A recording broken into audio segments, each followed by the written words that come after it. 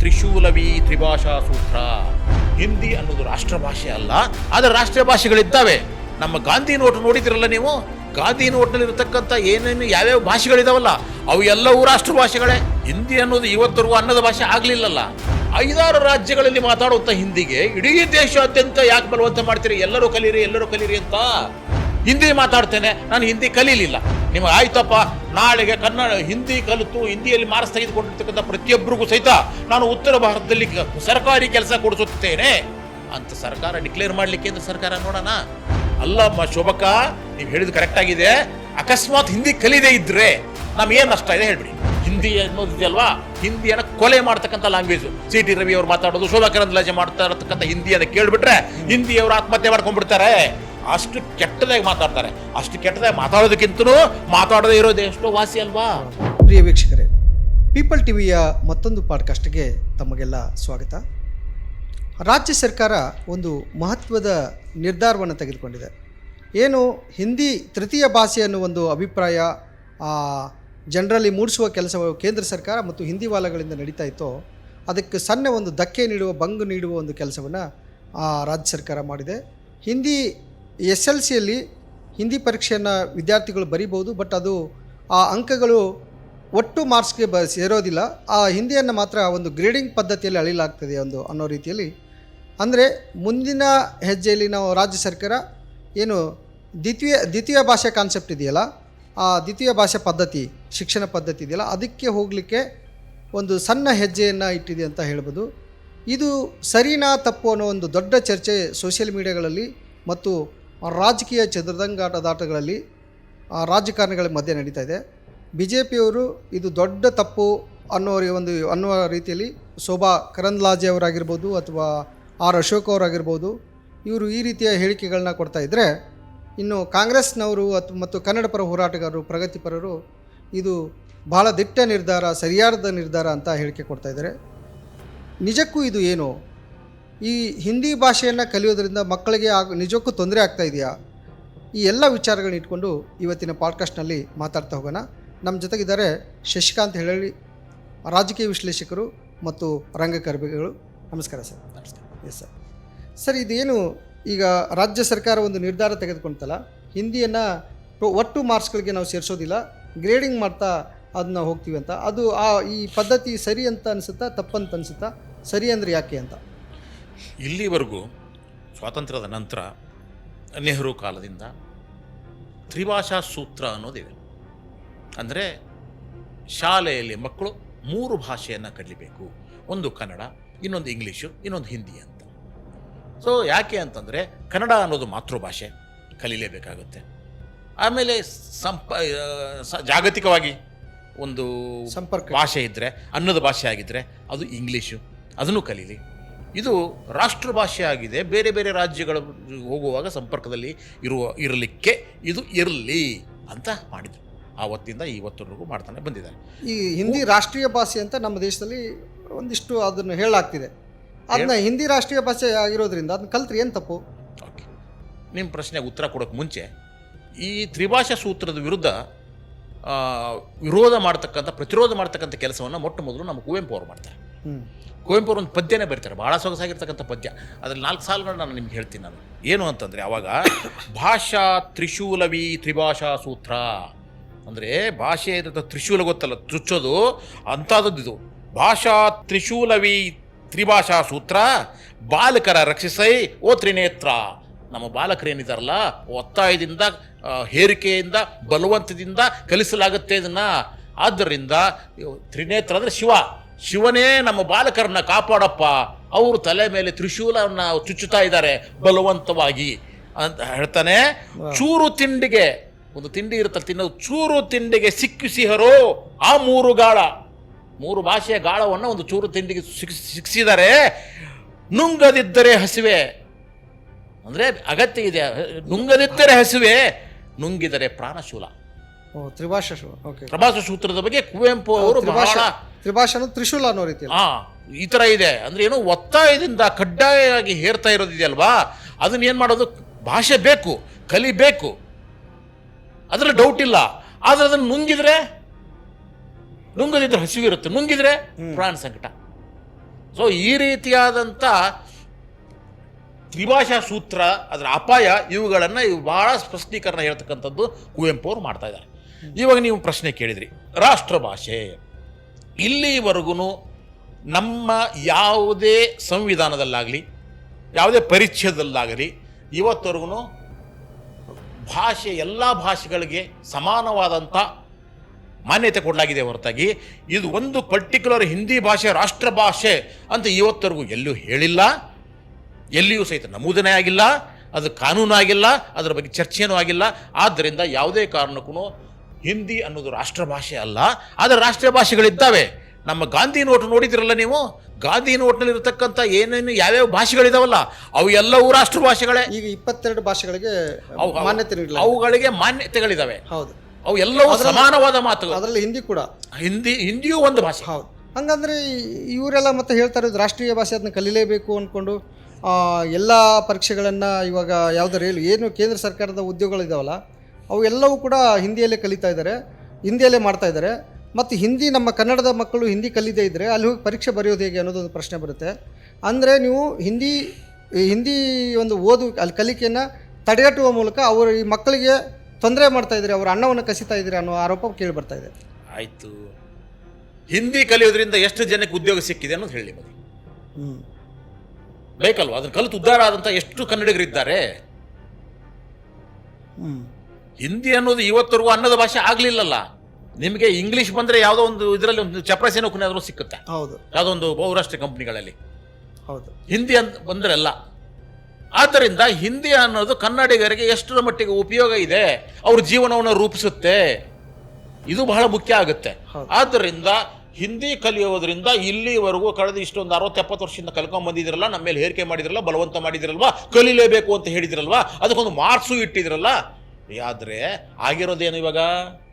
ಹಿಂದಿ ಭಾಷೆ ಮಾತಾಡ್ತಕ್ಕಂಥದ್ದು ಒಂದು 5-6 ರಾಜ್ಯಗಳು ಮಾತ್ರ ದೇಶದಲ್ಲಿ, ಒಟ್ಟು ಇಡೀ ದೇಶದಲ್ಲಿ 5-6 ರಾಜ್ಯಗಳಲ್ಲಿ ಮಾತಾಡುವಂಥ ಹಿಂದಿಗೆ ಇಡೀ ದೇಶಾದ್ಯಂತ ಯಾಕೆ ಬಲವಂತ ಮಾಡ್ತೀರಿ? ಎಲ್ಲರೂ ಕಲೀರಿ ಅಂತ ಬೇಕಿಲ್ಲ. ಆಕಸ್ಮಿಕವಾಗಿ ನಾನೇನಾದರೂ ಯಾವುದೇ ಕಾರಣಕ್ಕೆ ಹೋದೆ ಅಂತ ತಿಳ್ಕೊಳ್ಳಿ, ಯಾವುದಾದ್ರೂ ಗುಜರಾತ್ಗೆ ಹೋದೆ, ಉತ್ತರ ಪ್ರದೇಶಕ್ಕೆ ಹೋದೆ, ಡೆಲ್ಲಿಗೆ ಹೋದೆ, ಅವಾಗ ನಾನು ಅಲ್ಲಿ ಇದ್ದರೆ ಅನಿವಾರ್ಯವಾಗಿ ನನಗೆ ಬೇಕಿದ್ರೆ ಹಿಂದಿ ಕಲಿತೇನೆ. ಹಿಂದಿ ಯಾವುದೇ ಭಾಷೆ ಇರಲಿ ಅಲ್ಲಿ ಹೋಗಿ ಮಾತಾಡ್ತಾ ಬಂದ್ಬಿಡುತ್ತೆ ಹೊರತಾಗಿ ಕಲಿತಲ್ಲ. ನಾನು ತಮಿಳು ಮಾತಾಡ್ತೇನೆ, ಆದರೆ ತಮಿಳು ಭಾಷೆ ನಾನು ಕಲೀಲಿಲ್ಲ ಸ್ಕೂಲಲ್ಲಿ. ಆ ಸ್ನೇಹಿತರ ಜೊತೆಗೆ ಇದ್ದು ಪಳಗಿ ಬಂತು. ಉರ್ದು ಮಾತಾಡ್ತೇನೆ, ಹೇಗೆ ಮುಸ್ಲಿಂ ಸ್ನೇಹಿತರ ಜೊತೆಗೆ ಇದ್ದು ಅವ್ರ ಹತ್ರ ಮಾತಾಡಿ ಒಂದೊಂದು ಶಬ್ದಗಳನ್ನ ಕಲಿತಾ ಬಂತು. ಹಿಂದಿ ಮಾತಾಡ್ತೇನೆ, ನಾನು ಹಿಂದಿ ಕಲೀಲಿಲ್ಲ. ಅಂದರೆ ಈಗ ನಿಮ್ಮ ವಿರೋಧ ಹಿಂದಿ ಕಲಿಕೆ ಅಥವಾ ಯಾರು ಹಿಂದಿ ಇಷ್ಟಪಟ್ಟು ಕಲಿತಾರೋ ಅವ್ರನ್ನ ವಿರೋಧಿಸೋದಲ್ಲ. ಯಾರು ಹಿಂದಿ ಹೇರಲಾಗ್ತಿದೆ ಕಾಲೇಜುಗಳಲ್ಲಾಗಿರ್ಬೋದು, ಅಥವಾ ಹಿಂದಿ ದಿವಸ ಅಂತ ರಾಷ್ಟ್ರೀಯ ದಿನ ಅಂತ ಮಾಡ್ಕೊಂಡು ಅದಕ್ಕೆ 100 ಕೋಟಿ ಅನುದಾನ ಮೀಸಲಿಟ್ಟು ಈ ಹಿಂದಿ ವಾಲೆಗಳು ಏನು ಮಾಡ್ತಾ ಇದ್ದಾರೆ, ಹೇರ್ತಾ ಇದ್ದಾರಲ್ಲ, ಅದ್ರ ವಿರುದ್ಧ ಮಾತ್ರ ಯಾವುದೇ ರೀತಿಯ ಹೇರಿಕೆಯನ್ನು ನಾನು ವಿರೋಧಿಸುತ್ತೇನೆ, ಮೊದಲನೇದಾಗಿ. ಎರಡನೇದಾಗಿ, ನಿಮಗೆ ಅಥವಾ ಯಾರೇ ಆಗಲಿ ಯಾವುದೇ ಭಾಷೆಯನ್ನು ಕಲೀಲಿಕ್ಕೆ ಎಲ್ಲಿಯೂ ಸಹಿತ ಐಚ್ಛಿಕವಾಗಿ ಕಲೀಲಿಕ್ಕೆ ಎಲ್ಲಿಯೂ ನಿರ್ಬಂಧ ಇಲ್ಲ. ಇಷ್ಟಪಟ್ಟು ಕಲಿಬೋದು. ನಾನು ಜಪಾನ್ ಭಾಷೆ ಕಲಿಬೋದು ರೀ, ಎಸ್, ನಾನು ಚೈನಾ ಭಾಷೆ ಕಲಿಬೋದು. ನನಗಿಷ್ಟ ಆದರೆ ಆ ಕೋಚಿಂಗ್ ಸೆಂಟರ್ಗಳಿದ್ದಾವೆ, ಅಲ್ಲಿ ಏನಾದರೂ ನೌಕರಿ ಬಂತು ಅಂದರೆ 1 ತಿಂಗಳು ಮುಂಚೆ ಕೋಚಿಂಗ್ ಸೆಂಟರ್ಗೆ ಹೋಗಿ ಕಲ್ಕೊಂಡ್ಬಿಟ್ಟು ಚೈನಾಗೆ ಹೋದವ್ರನ್ನ, ಜಪಾನ್ಗೆ ಹೋಗೋದ್ರ, ಜರ್ಮನ್ಗೆ ಹೋಗೋರನ್ನ ನೋಡಿದ್ದೇನೆ. ನಿಮ್ಮ ಅಗತ್ಯಕ್ಕೆ ತಕ್ಕ ಹಾಗೆ. ಹಾಗಾದ್ರೆ ನಾನು ಏನಪ್ಪ ಚೈನಾದಲ್ಲೋ ಜರ್ಮನಿಯಲ್ಲೋ ನನ್ನ ನೌಕರಿ ಸಿಗುತ್ತೆ, ನಿಮಗೆ ಅಲ್ಲಿ ಅವಕಾಶ ಇದೆ ಅಂತ ಹೇಳ್ಬಿಟ್ಟು ಎಲ್ಲರೂ ಜರ್ಮನಿ ಕಲ್ಸಕ್ಕಾಗತ್ತಾ? ಇಲ್ವಲ್ಲ. ಸೊ ಆದ್ದರಿಂದ ನೀವು ಬಲವಂತವಾಗಿ ಯಾಕೆ ಕಲಿಸ್ತೀರಿ? ನಿಮಗೆ ಆಯ್ತಪ್ಪ, ನಾಳೆಗೆ ಹಿಂದಿ ಕಲಿತು ಹಿಂದಿಯಲ್ಲಿ ಮಾರ್ಕ್ಸ್ ತೆಗೆದುಕೊಂಡಿರ್ತಕ್ಕಂಥ ಪ್ರತಿಯೊಬ್ಬರಿಗೂ ಸಹಿತ ನಾನು ಉತ್ತರ ಭಾರತದಲ್ಲಿ ಸರ್ಕಾರಿ ಕೆಲಸ ಕೊಡಿಸುತ್ತೇನೆ ಅಂತ ಸರ್ಕಾರ ಡಿಕ್ಲೇರ್ ಮಾಡಲಿಕ್ಕೆ ಕೇಂದ್ರ ಸರ್ಕಾರ ನೋಡೋಣ. ಎಲ್ಲರೂ ಮುಗಿಬಿದ್ದು ಅದನ್ನೇ ಕಲಿತಾರೆ. ಅಂದರೆ ನೀವು ಹೇಳಿದ್ದೇನು ಅಂತಂದರೆ, ಸೆಂಟ್ರಲ್ ಗೌರ್ಮೆಂಟು ಎಕ್ಸಾಮ್ಸ್ಗಳಿರ್ತವೆ. ಉದಾಹರಣೆಗೆ ರೈಲ್ವೆ ಇಲಾಖೆಯಲ್ಲಿ ಸೆಂಟ್ರಲ್ ಗೌರ್ಮೆಂಟ್ ಏನು ಮಾಡುತ್ತೆ, ಎಕ್ಸಾಮ್ ಮಾಡುತ್ತೆ, ಎಕ್ಸಾಮ್ನಲ್ಲಿ ಪಾಸ್ ಆದಂಥವ್ರು ನೌಕರಿ ಕೊಡುತ್ತೆ ಅಂತ ಹೇಳುತ್ತೆ. ಆಯಿತು. ಇವಾಗ ಇತ್ತೀಚೆಗೆ ಒಂದು 2-3 ವಾರಗಳಲ್ಲಿ ಏನಾಯಿತು, ಹಿಂದಿಯಲ್ಲಿ ಬರೀಬೇಕು ಎಕ್ಸಾಮು ಅಂತ ಬಂದಾಗ ಇಡೀ ಕರ್ನಾಟಕದವರು ಅದನ್ನು ಕನ್ನಡ ಪರ ಸಂಘಟನೆಗಳು ವಿರೋಧಿಸಿದವು. ನಾವು ಹಿಂದಿ ಕ್ವಶನ್ ಪೇಪರ್ ಬೇಕಾಗಿಲ್ಲ, ಹಿಂದಿ ನನಗೆ ಪರೀಕ್ಷೆಯನ್ನು ಹಿಂದಿ ಭಾಷೆಯಲ್ಲಿ ಬರೆಯಲ್ಲ, ನನಗೆ ಕನ್ನಡ ಬೇಕು, ಕನ್ನಡದಲ್ಲೇ ಬರಿತೀವಿ ಅಂತ ಹೇಳಿದರು. ಇದಕ್ಕಿದ್ದಂಗೆ ಸೋಮಣ್ಣ ಅವರು ರೈಲ್ವೆ ಇಲಾಖೆಯ ರಾಜ್ಯ ಮಂತ್ರಿ ಸಚಿವರು ಕೇಂದ್ರದಲ್ಲಿ ಅವ್ರ ಮೇಲೆ ಒತ್ತಡ ಶುರು ಆಯ್ತು, ಅವ್ರನ್ನ ಬೈಯಕ್ಕೆ ಶುರು ಮಾಡಿದ್ರು ಜನ. Yes. ನೀವು ಒಬ್ಬರು ಕರ್ನಾಟಕದವರೊಬ್ರು ರೈಲ್ವೆ ಮಂತ್ರಿ ಇದ್ಕೊಂಡ್ಬಿಟ್ಟು ಯಾಕ್ರಿ ಇದನ್ನ ಹಿಂದಿಯನ್ನ ಹೇರ್ತೀರಾ, ನಾವ್ಯಾಕೆ ಹಿಂದಿಯಲ್ಲಿ ನಮ್ಮ ಮಕ್ಕಳು ಹಿಂದಿಯಲ್ಲಿ ಬರೀಬೇಕು?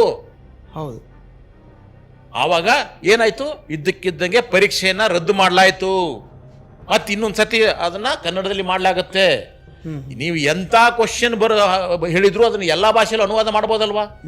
ಈಗ ಹಿಂದಿ ಕಲಿಸೋದ್ರಿಂದ SLC ಮಕ್ಕಳಿಗಾಗಿರ್ಬೋದು, ಒಟ್ಟು ಕನ್ನಡದ ಎಲ್ಲ ಮಕ್ಕಳಿಗೆ, ಪ್ರೈಮರಿ ಮತ್ತು ಹೈಸ್ಕೂಲ್ ಮಕ್ಕಳಿಗೆ ಹಿಂದಿ ಕಲಿತಾ ಇದ್ದಾರೆ. ಅದರಿಂದ ಮಕ್ಕಳ ಎಜುಕೇಶನ್ಗೆ ಏನು ತೊಂದರೆ ಆಗುತ್ತೆ? ಕಲೀಲಿ ಬಿಡಿ. Very good.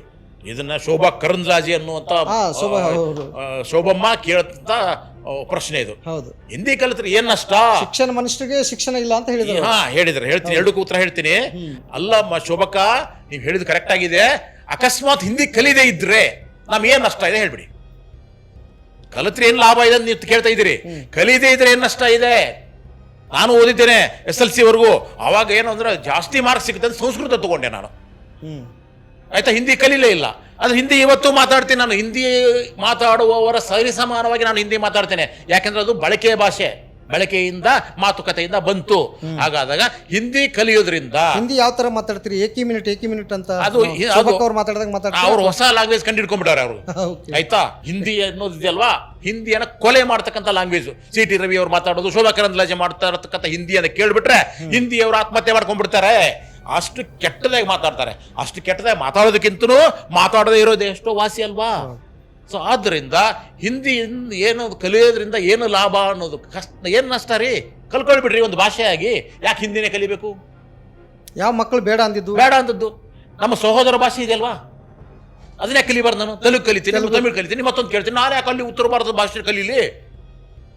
ಇದು ನನ್ನ ಪ್ರಶ್ನೆ. ಅಂದ್ರೆ ಕಲಿಯೋದ್ರಿಂದ ಲಾಭ ಅಂತರೂ ಏನೂ ಇಲ್ಲ. ಅಕಸ್ಮಾತ್ ಲಾಭ ಇದ್ರು ಏನು ಅಂತಂದ್ರೆ ಆ ದೇಶಕ್ಕೆ ಹೋದಾಗ, ಆ ರಾಜ್ಯಕ್ಕೆ ಹೋದಾಗ ಕಮ್ಯುನಿಕೇಟ್ ಮಾಡೋಕೆ ಅನುಕೂಲ ಆಗುತ್ತೆ ಅಂತ ನೀವು ಅನ್ಕೊಂಡಿದ್ದೀರಿ. ಹಾಗಾದ್ರೆ ತಮಿಳುನಾಡಿನಲ್ಲಿ ಯಾವತ್ತೂ ಸಹಿತ ಹಿಂದಿ ಕಲಿಸಲೇ ಇಲ್ವಲ್ಲ. ಹಿಂದೆ ಏನಾಯ್ತು ಗೊತ್ತಾ ನಿಮಗೆ? ನೆಹರು ಅವ್ರು ಏನು ಹೇಳಿದ್ರು, ಕಂಪಲ್ಸರಿ ಇಡೀ ದೇಶದಲ್ಲಿ ಎಲ್ಲರೂ ಶಿಕ್ಷಣದಲ್ಲಿ ತ್ರಿಭಾಷಾ ಸೂತ್ರವನ್ನು ಜಾರಿ ತರಲೇಬೇಕು, ಹಿಂದಿ ಕಲಿಸಲೇಬೇಕು ಅಂತಂದು ಆದೇಶ ಮಾಡಿದ್ರು. ಹಿಂದಿ ನೆಹರು ಅವರೇ ಮಾಡಿದ್ದು. ಆಗ ಇದ್ದಕ್ಕಿದ್ದ ಹಾಗೆ ತಮಿಳುನಾಡಿನಿಂದ ಒಂದು ಪ್ರತಿರೋಧ ಬಂತು. ಏನು ಬಂತು? ನಾನು ಭಾರತದಲ್ಲೇ ಇರೋದಿಲ್ಲ ನಾವು ಅಂತ. ನೀವೇನಾದ್ರೂ ಈ ಥರ ಹೇರಿಕೆ ಮಾಡಿದ್ರೆ ನನ್ನೊಂದು ದೇಶ ಬೇರೆ ಸಪ್ರೇಟ್ ಮಾಡ್ಕೋತೀವಿ ನಾವು. ನಮ್ಮದೊಂದು ದ್ರಾವಿಡ ದೇಶ ಮಾಡ್ಕೊಂಡ್ಬಿಡ್ತೀವಿ ನಾವು. ಯಾವುದೇ ಕಾರಣಕ್ಕೂ ಸಹಿತ ನಿಮ್ಮೊಳಗೆ ಭಾರತದೊಳಗೆ ಬರೋದೇ ಇಲ್ಲ. ಆದ್ದರಿಂದ ನಾನು ಭಾಷಾ ಒಂದು ಹೇರಿಕೆಯನ್ನು ನಾವು ಒಪ್ಪೋದಿಲ್ಲ ಅಂತ ಹೇಳಿದ್ರಲ್ವಾ. ಹೇಳಿದಾಗ ಆ ಒಂದು ಸ್ಟೇಟ್ಗೆ ಅವತ್ತು ರಿಯಾಯಿತಿ ಕೊಟ್ಟರು. ಅವತ್ತಿಂದ ಇವತ್ತಿನವರೆಗೂ ಅಲ್ಲಿ ಇಂಗ್ಲಿಷು ಮತ್ತು ತಮಿಳು ಬಿಟ್ರೆ ಪ್ರೈಮರಿ ಮತ್ತು ಹೈಸ್ಕೂಲ್ ಮಕ್ಕಳು ಹಿಂದಿ ಬರೆಯೋದಿಲ್ಲ, ಬರೇ ದ್ವಿಭಾಷೆ ಮಾತ್ರ. ನೀವು ಕನ್ನಡ ಇಂಗ್ಲಿಷ್ ತಮಿಳಿನಲ್ಲಿ ಎಲ್ಲೇ ಹೋಗಿ ಹಿಂದಿ ಮಾತಾಡಿದ್ರು ಅವ್ರು ಏನು ರಿಪ್ಲೈ ಕೊಡಲ್ಲ ಅಂತಾರೆ ಅಷ್ಟೇ. ತಮಿಳು ಇಂಗ್ಲಿಷ್ ಎರಡೇ. ಹೌದು. ಕೇರಳದಲ್ಲಿ ನಾನು ಹೋಗಿದ್ದೀನಿ. ಕೇರಳದ ಎಲ್ಲೇ ಮಾತಾಡಿದ್ರು, ಹಿಂದಿಯಲ್ಲಿ ಮಾತಾಡಿದ್ರು ಅವ್ರು ಯಾರು ಆನ್ಸರ್ ಕೊಡಲ್ಲ. ಯಾಕಂದ್ರೆ ಅವ್ರಿಗೆ ಅರ್ಥ ಆಗೋದಿಲ್ಲ. ಯಾಕಂದ್ರೆ ಅವ್ರ ಮಾತೃಭಾಷೆ ಮೇಲೆ ಅತ್ಯಂತ ಅದ್ಭುತವಾದಂಥ ಪ್ರೇಮ ಇದೆ. ಹಾಗಾದ್ರೆ ಇವರು ಬೇರೆ ಕಡೆ ಹೋಗಿ ನೌಕರಿ ಮಾಡಲ್ವಾ? ಕೇರಳದವರು ಇಡೀ ಜಗತ್ತಿನ ಎಲ್ಲಾ ದೇಶಗಳಲ್ಲೂ ಹೋಗಿ ಕೆಲಸ ಮಾಡ್ತಾರಲ್ರಿ, ಉದ್ಯೋಗ ಮಾಡ್ತಾರಲ್ರಿ. ಹೌದು. ಅವ್ರಿಗೆ ಯಾರಿಗೂ ಹಿಂದಿ ಬರೋದಿಲ್ಲ, ಅದ್ರ ಉದ್ಯೋಗ ಹೆಂಗ್ ಮಾಡ್ತಾರೆ ಅವರು? ಎಷ್ಟೋ ಜನಕ್ಕೆ ಅಲ್ಲಿ ಉರ್ದು ಬರುತ್ತೆ, ಹಿಂದಿ ಬರೋದಿಲ್ಲ. ಅದು ಕೇರಳ ಮಲಯಾಳಂ ಬರುತ್ತೆ, ಹಿಂದಿ ಬರೋದಿಲ್ಲ. ತಮಿಳುನಾಡಲ್ಲಂತೂ ಹಿಂದಿ ಗಂಧ ಗಾಳಿ ಗೊತ್ತಿಲ್ಲ ಅವ್ರಿಗೆ. ಅಂದ್ರೆ ಅಲ್ಲಿರೋರು ಬದುಕ್ತಾ ಇಲ್ವಾ? ಬೇರೆ ಕಡೆ ಹೋಗ್ಬಿಟ್ಟು ಅವ್ರು ನೌಕರಿ ಮಾಡ್ತಾ ಇಲ್ವಾ? ಕೇರಳಿಗರು ವಿಶ್ವಾದ್ಯಂತ ಹೋಗಿದ್ದಾರೆ, ಎಲ್ಲಾ ಕಡೆ ಹೋಗಿದ್ದಾರೆ ಅವರು. ಸೊ ಇಂಥ ಸಂದರ್ಭದಲ್ಲಿ ಇವರು ಕೇಳ್ತಾ ಇರೋ ಪ್ರಶ್ನೆ ಅಂತಂದ್ರೆ, ಒಂದು ಭಾಷೆ ಕಲಿಯೋದ್ರ ನಷ್ಟ ಏನು ಅಂತಂದ್ರೆ, ಯಾಕೆ ಕಲಿಬೇಕು? ಒಂದು, ನಮ್ಮ ಮಕ್ಕಳ ಮೇಲೆ ಯಾಕೆ ಹೇರ್ತೀರಿ? ಯಾಕೆ ಅಂತಂದ್ರೆ ಮಕ್ಕಳು ಸುಮ್ಮನೆ ಇದ್ದಾವೆ, ಮಕ್ಕಳು ಯಾವ್ದು ಆರೋಪ ಮಾಡ್ತೀವಿ, ನಮ್ ಬೇಡ ಅಂದಿಲ್ಲ, ಯಾಕೆ ಇದು ಮಾಡ್ತೀರಿ? ಆಮೇಲೆ ನಮ್ಮ ಪ್ರಶ್ನೆ ಏನಂತಂದ್ರೆ, ಶಿಕ್ಷಣ ಮಿನಿಸ್ಟ್ರಿಗೆ ಶಿಕ್ಷಣ ಇಲ್ಲ. ಯಾವ ಮಕ್ಕಳು ಬೇಕು ಅಂದವ್ರೆ? ಬೇಡ ಅಂತ ಹೇಳ್ತಿರಲ್ಲ. ಬೇಕು ನಮಗೆ ಹಿಂದಿ ಬೇಕು ಅಂತ ಹೇಳ್ಬಿಟ್ಟು ಇವತ್ತವರೆಗೂ ಯಾರಾದ್ರೂ ಮಕ್ಕಳು ಹೇಳಿದಾರ? ಹೋಗಲಿ CT ರವಿ ಅವ್ರ ಮಕ್ಕಳು ಏನಾದ್ರು ಹೇಳಿದಾರ? ಅಥವಾ ಈ ಶೋಭಮ್ಮಗೆ ಮಕ್ಕಳಿಲ್ಲ ಬಿಡಿ, ಗಂಡನೂ ಇಲ್ಲ, ಮಕ್ಕಳು ಇಲ್ಲ, ಅವರ ಅಣ್ಣನ ಮಕ್ಕಳು ಅಕ್ಕನ ಮಕ್ಕಳು ಯಾರಾದ್ರೂ ಹೇಳಿದಾರ? ಇಲ್ವಲ್ಲ. ಹೇಳಿ. ಶಿಕ್ಷಣ ಮಂತ್ರಿ ಶಿಕ್ಷಣ ಇಲ್ಲ ಅಂತ ಬಹಳ ಸಂತೋಷ. ಹೌದು, ಮಧು ಬಂಗಾರಪ್ಪನವರು ಡಿಗ್ರಿ ಮಾಡಿಲ್ಲ, ಸರಿ, ಶಿಕ್ಷಣ ಮಂತ್ರಿ ಆಗಿದ್ದಾರೆ. ಆದ್ರೆ ಅದೇ ಮಾತನ್ನ ನಿಮಗೆ ನಾವು ಕೇಳ್ತಾ ಇದ್ದೀವಿ. ನಿಮ್ಮ ಹಿಂದೆ ಕೇಂದ್ರ ಸಚಿವೆ ಆಗಿರ್ತಕ್ಕಂಥ, ಶಿಕ್ಷಣ ಸಚಿವೆ ಆಗಿರ್ತಕ್ಕಂಥ ಸ್ಮೃತಿ ಇರಾನಿ ಇದ್ರಲ್ವಾ, ಅವರು PUC ಮಾತ್ರ ಮಾಡಿದ್ರಲ್ವಾ, ಅವ್ರಿಗೊಂಡು ಯಾವ ಡಿಗ್ರಿ ಇರಲಿಲ್ವಲ್ಲ, ಅವರನ್ನ ಶಿಕ್ಷಣ ಸಚಿವರನ್ನ ಯಾಕೆ ಮಾಡಿದ್ರಿ? ಅದು ಮೊದಲನೇ ಸರ್ತಿನೇ ಆಯ್ಕೆ ಆದ ತಕ್ಷಣನೇ ಸಂಸತ್ತಿಗೆ ಹೋದ ತಕ್ಷಣನೇ ಅವ್ರನ್ನ ಯಾಕೆ ಮಂತ್ರಿ ಮಾಡಿದ್ರು? ಅದು ಶಿಕ್ಷಣ ಸಚಿವರನ್ನ. ಅವ್ರಿಗೆ ಹೈಯರ್ ಎಜುಕೇಷನ್ ಇತ್ತಾ? ಇಲ್ವಲ್ಲ. ಯಾಕೆ ಮಾಡಿದ್ರು ಅನ್ನೋದು ಹಿಂದಿನ ವಿಡಿಯೋದಲ್ಲಿ ನೀವೇ ಉತ್ತರ ಕೊಟ್ಟು ಹೇಳಿದ್ದೀನಿ. ಆಮೇಲೆ ಇವಾಗ ಇನ್ನೊಂದು ಹೇಳ್ತಾ ಇದ್ದೀನಿ, ನಮ್ಮ ಎಷ್ಟೋ ಜನ ಆರೋಪ ಮಾಡ್ತಾ ಇದ್ದಾರೆ ಅನ್ಪಡ್ ಪ್ರಧಾನಿ ಅಂತ, ಅಂದ್ರೆ ಅನಕ್ಷರಸ್ಥ ಪ್ರಧಾನಿ ಅಂತ. ಯಾಕೆ ಬಹಳಷ್ಟು ಜನ ಒಪ್ಪಲ್ಲ. ಆಲ್ರೆಡಿ ಈ ಪ್ರಧಾನಿಯವರು ಪಡೆದಿರುವ ಸರ್ಟಿಫಿಕೇಟ್ಗಳೆಲ್ಲ ಸಾಕಷ್ಟು ನಿಮಗೆ ವಾಟ್ಸಪ್ಪಲ್ಲಿ, ಯೂಟ್ಯೂಬಲ್ಲಿ, ಸೋಷಿಯಲ್ ಮೀಡಿಯಾಗಳು ಹರಿದಾಡ್ತಾ ಇದ್ದಾವೆ. ಅವೆಲ್ಲ ಫೇಕು. ಅದಕ್ಕೆ ಈಗಾಗಲೇ ಯೂನಿವರ್ಸಿಟಿಗೆ ಬರೆದಿದ್ದಾರೆ ಏನು ಮಾಹಿತಿ ಹಕ್ಕಿನಿಂದ. ಇವತ್ತವರೆಗೂ ಯೂನಿವರ್ಸಿಟಿಯವರು ಯಾರೋ ಕೊಡೋಕ್ಕಾಗಲ್ಲ ಅಂತ ಹೇಳಿದ್ದಾರೆ. ಈಗ ಪ್ರೈಮ್ ಮಿನಿಸ್ಟ್ರು ಆಯಿತು, ಈಗ ನಾನು ಕಲ್ತಿದ್ದೀನಿ, ನನ್ನ ಜೊತೆ ಕಲ್ತಿರೋರು 4 ಜನ ಇರ್ತಾರಲ್ವಾ, ಆದ್ರೆ ಅವ್ರ ಜೊತೆ ಕಲ್ತಿರೋರು ಇವತ್ತವರೆಗೂ ಯಾರು ಇಲ್ವಲ್ಲ. ಕ್ಲಾಸ್ಮೇಟ್ಸ್ ಒಬ್ಬರು ಇಲ್ವಲ್ಲ. ನಾವು ನರೇಂದ್ರ ಮೋದಿ ಅವರ ಕ್ಲಾಸ್ಮೇಟು, ಅವ್ರ ಸಹಪಾಠಿ ಅಂತ ಹೇಳೋರು ಯಾರು ಇಲ್ವಲ್ಲ. ಬಹುಶಃ ಅವರು ಮೊದಲೇ ಪ್ರಧಾನಿ ಆಗೋದ್ರಿಂದ ಮತ್ತು ಅವರು ಅಜೈವಿಕ ಆಗಿರೋದ್ರಿಂದ ಅವ್ರಿಗೆ ಒಬ್ಬರಿಗೆ ಪಾಠ ಮಾಡಿದ್ರೆ ಅವ್ರು ಏನು ಸಬ್ಜೆಕ್ಟ್ ಓದಿದಲ್ಲ, ಆ ಸಬ್ಜೆಕ್ಟ್ ಇವತ್ತವರೆಗೂ ಯಾವ ಯೂನಿವರ್ಸಿಟಿಯಲ್ಲೂ ಇಲ್ಲ. ಅದು ಯಾವ ಸಬ್ಜೆಕ್ಟ್ ಅದು ಯಾವ್ದು ಹೇಳ್ತೀನಿ ನಿಮಗೆ. ಆ ಸಬ್ಜೆಕ್ಟ್ ಯಾವ ಯೂನಿವರ್ಸಿಟಿಯಲ್ಲೂ ಕಲಿಸ್ತಿಲ್ಲ.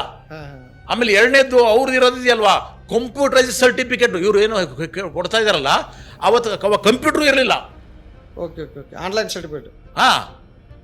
ಕಂಪ್ಯೂಟರ್ ಇರಲಿಲ್ಲ, ಕಂಪ್ಯೂಟರ್ ಸರ್ಟಿಫಿಕೇಟ್ ಮಾಡ್ತಿರ್ಲಿಲ್ಲ, ಪ್ರಿಂಟೆಡ್ ಸರ್ಟಿಫಿಕೇಟ್ ಇರಲಿಲ್ಲ ಅವಾಗ. ಒಟ್ಟಾರೆ ಮೋದಿ ಓದಿರೋದು ಎಷ್ಟುವರೆಗೆ ಓದಿದಾರಂತ ಅದು ಇವತ್ತವರೆಗೂ ಯಾರಿಗೂ ಗೊತ್ತಿಲ್ಲ. ಅದೊಂದು ಬ್ರಹ್ಮ ರಹಸ್ಯ. ಯಾಕಂದ್ರೆ ಅವರು ದೈವಮಾನವರಾದ್ರಿಂದ ಅವನ್ನೆಲ್ಲ ಕೇಳೋ ಹಾಗಿಲ್ಲ. ನಾವು ಹುಟ್ಟತಾನೆ ಅವರು ಹುಟ್ಟಿದಾಗ ಜ್ಞಾನವನ್ನು ತೆಗೆದುಕೊಂಡು ಹುಟ್ಟಿದ್ದಾರೆ. ಬಹುಶಃ ಇನ್ಯಾರೋ ಅವ್ರಿಗೆ ಚಿಪ್ ಹಾಕಿಬಿಟ್ಟಿದ್ದಾರೇನೋ. ಒಟ್ಟಾರೆಯಾಗಿ ನಿಮ್ಮ ಪಕ್ಷದ ನೇತಾರರು ಬಿಜೆಪಿಯ ಪಕ್ಷದ ಪ್ರಧಾನಿಯಾಗಿರ್ತಕ್ಕಂಥವ್ರು, ಅವರೇ ಇವತ್ತು ಏನು ಓದಿದ್ದಾರೆ ಅಂತ ಗೊತ್ತಿಲ್ಲ. ಪ್ರಧಾನಿ ಆಗೋದಕ್ಕೆ ಅವ್ರಿಗೆ ಏನು ಅರ್ಹತೆ ಅಂತ ಏನಾದರೂ ಕೇಳಿದ್ರೆ ನೀವೇನು ಉತ್ತರ ಕೊಡ್ತೀರಿ ಅಲ್ವಾ? ಸೊ ಇಂಥ ಸಂದರ್ಭದಲ್ಲಿ ಮತ್ತೊಬ್ಬರಿಗೆ ಪ್ರಶ್ನೆ ಮಾಡುವಂಥ ಯಾವ ಅರ್ಹತೆಗಳು ನಿಮಗಿದ್ದಾವೆ? ಯಾವ ಮಕ್ಕಳು ಬಂದುಬಿಟ್ಟು ನಿಮಗೆ ಒತ್ತಾಯ ಮಾಡಿದ್ರು ನಮಗೆ ಹಿಂದಿ ಬೇಕು ಅಂತ? ಪ್ರತಿ ವರ್ಷ ನೆನ್ಪಿಟ್ಕೊಳ್ಳಿ, ಭವಿಷ್ಯದ ಬಗ್ಗೆ ಹೇಳ್ತಾ ಇದ್ದೀನಿ. ವಿದ್ಯಾರ್ಥಿಗಳ ಭವಿಷ್ಯವನ್ನು ರೂಪಿಸುತ್ತಾ ಅಲ್ಲ ಹಾಳು ಮಾಡುತ್ತಾ? ಇದೊಂದು ಪ್ರಶ್ನೆ. ಹಿಂದಿ ಅನ್ನುವ ಭಾಷೆ ವಿದ್ಯಾರ್ಥಿಗಳ ಭವಿಷ್ಯ ರೂಪಿಸ್ಬೇಕು. ಯಾವುದೇ ಭಾಷೆ ಇರಲಿ, ಯಾವುದೇ ಸಬ್ಜೆಕ್ಟ್ ಆಗಲಿ, ಅದನ್ನು ಹಾಳು ಮಾಡ್ತಾ ಇದೆಯಾ? ಹೌದು, ಹಿಂದಿ ಭಾಷೆ ನಮ್ಮ ವಿದ್ಯಾರ್ಥಿಗಳ ಭವಿಷ್ಯವನ್ನ, ಜೀವನವನ್ನು ಹಾಳು ಮಾಡ್ತಾ ಇದೆ.